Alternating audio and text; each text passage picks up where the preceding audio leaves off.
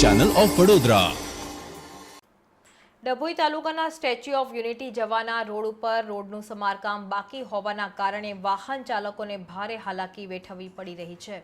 હાલ ચોમાસાની સિઝન ચાલુ હોવા છતાં લાગતા વળગતા અધિકારીઓ અને સ્ટેટ હાઈવેના અધિકારીઓ આ રોડ ઉપરથી રોજિંદા પસાર થાય છે, છતાં પણ અધિકારીઓને સ્ટેચ્યુ ઓફ યુનિટી જવાના મેઇન રોડ પર હજારો વાહનો અવરજવર કરે છે, ત્યારે આ સમારકામનું કામ દેખાતું નથી।